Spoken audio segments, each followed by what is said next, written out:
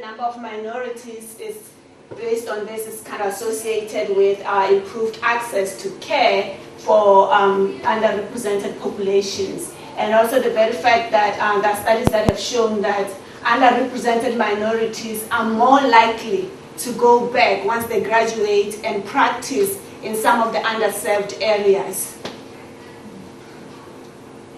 So, as we already mentioned, as you can see through these statistics came from the United States Department of Labor, and you can see how the representations, like we have Caucasians, they are 75% of the population roughly, but they represent 82.2% of physical therapists, and this was from 2008 to 2008.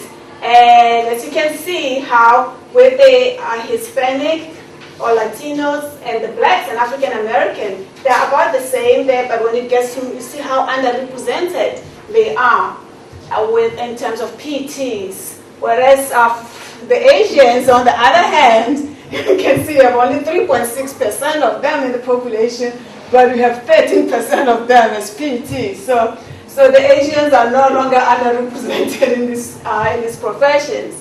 But what was kind of interesting to me anyway was that actually the Bureau of Labor and Statistics decided to lump physical therapist assistants with physical therapist aides, which I really did not like. So because, as you all know, the aides don't go under any training and stuff like that, whereas PT assistants go through some training. So, but you can see the numbers there, and I'm not really going to dwell on that because they're kind of bogus. So now we look at ethnicity of physical therapy students. This came from the American Physical Therapy Association. Out of 17,733 students from 2006-2007, 81.2% were Caucasians, and Asians 5.2%. African Americans and Hispanics, you can see kind of like about the same place again, but which is kind of an area of concern because they kind of continue to remain low there. Okay. In occupational therapy, there was no information related to OTAs and what we call certified occupational therapy assistants, and actually from Presco's experience, if they're going to clump them together, I would agree to just don't provide that as data because that's inaccurate. But still, as it relates to occupational therapists, registered occupational therapists, we have 75.1% are white Caucasians that make up 93.1% of our profession. And of that, if we look down, Hispanic, Latino, 5.5, African American 1.1. So, this is one respect. If there's some improvement in terms of diversity, the Hispanics are stronger, and again, Asians, however, are stronger, 6.3, as it relates to clinicians, administrators actually working in the field. I looked at the American Occupational Therapy literature and data pertaining to occupational therapy students, because the reality is if you're not admitted into a program, you will never represent the profession of occupational therapy. And if you look across the groups, and if we focus specific on the Hispanic Latino, in 2005 there was a representation of 7.4%, and that was in 2005. When we go to 2006, and this is the most current in terms of our workforce survey literature and outcomes, there is an increase in terms of from that 5.2, what was the previous one? To 5.1 to 5.6. Okay, so there is some improvement. If we look at the occupational therapy assistant, go to occupational therapy assistant, OTA. In 2005, Hispanic Latino represents 6.5%. This is the Certified OT Assistant program that is through a community college. Mm-hmm. The closest to us right here in the south suburbs is South Suburban. And the next slide, as it relates to 2006, we see an increase to 9.2. Next slide. This is a concern we heard this morning is evident in the literature such as Desmond Lopez that the Hispanic Latino student that does aspire to go to college tends to focus on the community college. And that we could say explains why we do see an increase of Latinos, Hispanics in the certified OT assistant programs to become occupational therapy assistants.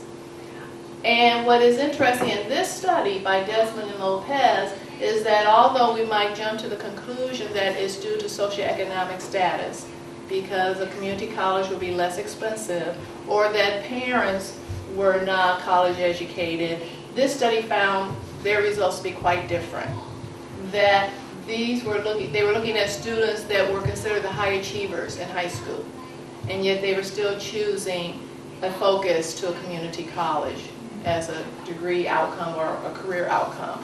And also in this population that they studied in 2009, there was a high percentage of those students that had parents that were college educated. There is a booklet you'll find online, and I just have some excerpts of it, the Allied Health Professions, Opportunities for Minority Students Career Guidebook. And they have a section that they call a listing of Hispanic serving colleges, Moraine Valley, for example, Moraine Valley, I should say. And what is interesting, of all the university and colleges listed for the state of Illinois, there are only 4 listed, and they are all community colleges. None of them are universities. However, you have other states such as several universities, University of Puerto Rico, several universities in other states such as Texas, Florida. But for Illinois, if we're saying this is a guidebook, we've only have identified 4 community colleges, no universities. You're saying 4, the slide says 5. Beg pardon? 5. I'm sorry, 5. Okay. Yeah, thank you, 5. But they were all community colleges for the state of Illinois.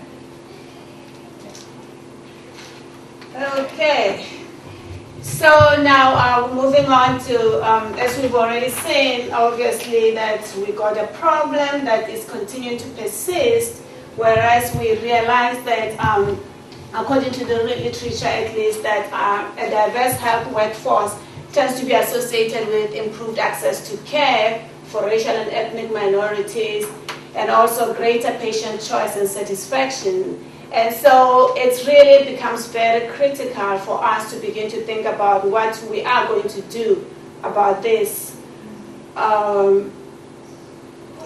issue. And based on that, there are various initiatives that have been initiated by the various professions. For example, the American Physical Therapy Association has a goal that is part of their strategic plan on cultural competence, where their goal is to increase the number of physical therapists and physical therapist assistants from racial and ethnic minority groups to reflect the changing demographics of the U.S. society. So it's really, comforting to see that at least, the profession itself is taking that stand that they want to be able to head towards that, and they have different projects that they do, including even some scholarships that they offer specifically to minority students to try and, encourage this. And also, and under that goal, they have an objective to identify and communicate strategies for recruitment and retention of PTs and PTAs from racial and ethnic minorities into PT and PTA programs and into the APTA membership.